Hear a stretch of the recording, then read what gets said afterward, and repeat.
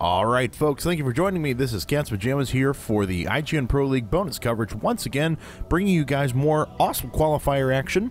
This is round of 256 matchup at the 4th week qualifiers. Here in the top right-hand corner, we have from FnaticMSI, that is left-Naij, which is Jonfei backwards.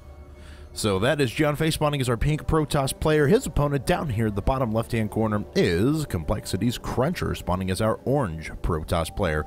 So we are PvP here on xel'Naaj Caverns. Now, this is, of course, a map where people have very prepared builds.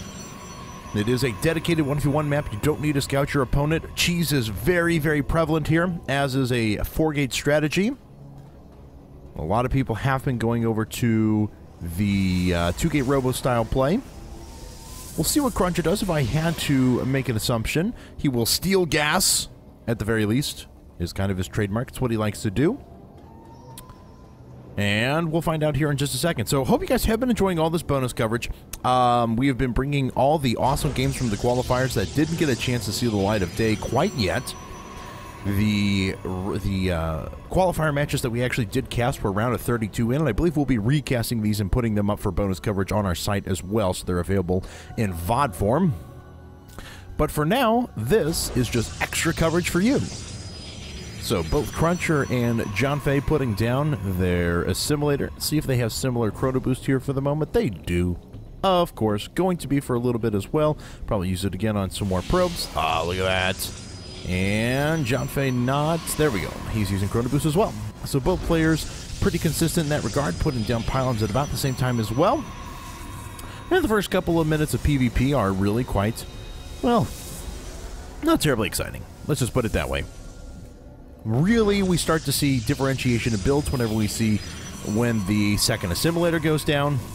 If there's going to be any sort of a gas steal or anything along those lines, coLCrunCher sees that Jonfei is actually bypassing his zealot, and so is coLCrunCher. Ah, there we go. There's a zealot coming out. Is going to have to deal with this probe. Looks like Jonfei does take his assimilator. Not going to allow coLCrunCher to take it.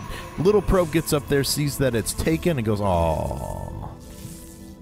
coLCrunCher taking his assimilator as well. And there's gateway number 2 for coLCrunCher. So we'll see if these players decide to go for a very heavy gateway play here. Both players putting up warp gate technology at this point. How many chrono boost was saved up? coLCrunCher has a little bit saved. He does have enough. He'll be able to put down the next one, and then by the time that one's done, he'll have enough saved up for a 3rd chrono boost as well. Jonfei, on the other hand, he does have quite a bit of chrono boost saved up as well. Looks like actually both players with the same amount here. We'll see if they end up using that for warp gate technology. They are bypassing that for the time being. Sentry coming up now for Jonfei. He's also putting up a 2nd gateway. Both players on 2 gateways at the moment. coLCrunCher has his 1 stalker out. And he also does have control of the eastern xel'Naaj tower. And he's going to grab control of the western xel'Naaj tower. Jonfei going to try to run away with this probe, but that is going to go down. coLCrunCher does take it out. And it does indeed look like Jonfei is going for a 2-gate robo build. Since the... oh, actually both players are as well. So my intuition before was pretty correct. Not most, I should say that a lot of players, since warp gate timing is now up to 160 seconds, a full 20 seconds longer than it was. Oh, wow, beautiful. Actually forces a force field out of Jonfei there. Since that warp gate timing has been increased, it allows players to go for a much more safe robo build, and players just are straight out doing that in a lot of cases. Now, 4 gates are still pretty popular. coLCrunCher actually with a little bit of a 3-stalker rush here is going to move up. He did successfully bait the force field out of Jonfei's sentry, but he's not going to be able to take advantage of that yet. Jonfei will save up another force field here pretty soon. And coLCrunCher throwing down the 1-base robotics bay. Jonfei actually going straight to Immortals. So here is our first real differentiation.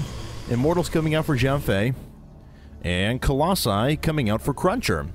Now, Jonfei is going to have the opportunity to attack. He's going to have a timing when the Colossi aren't up, and he will have a vastly superior army with his Immortals.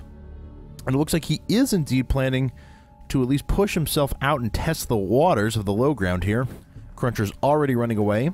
No way he can engage that force. And we'll see if Junfei decides to run in, because if he waits much longer, Cruncher will have Colossi up, and that is going to prevent any sort of shenanigans. And there we go. Junfei actually going over to Robo-Bay Tech of his own. But when he started that, Cruncher already had his first Colossus coming up. And that is being chrono boosted out. See if he saves up enough for Thermal Lance. Or he has it, I guess I should say. Let's see if he actually goes for it. Saving up a lot of resources. There we go. There it is. He does have his Warp Gate done, so we'll probably go over to Zealots to complement this force. See when he drops down here in a second. Yep, there is a Zealot indeed coming up. He'll have enough for a second Colossus here in the near future, just about when this finishes. And let's take a look back at Junfei's side of things. He does have his first Colossus coming up, but doesn't really have the resources in place to be able to put up Thermal Lance. He is saving up the minerals now. We'll see if he goes right into that or if he invests in something else. There's the 200, and there's Thermal Lance. All right. So Cruncher will have the advantage in Colossi, and he'll have Thermal Lance a full 40 seconds before his opponent finishes that as well. So there's a possibility that Cruncher could push out with a pretty big force and actually intercept this from Junfei. Oh, Cruncher going to lose his Observer. That's pretty critical. And Junfei just finishing up his first Colossus as well. He was only on 2 gate through this process, though. Did invest into that initial Immortal.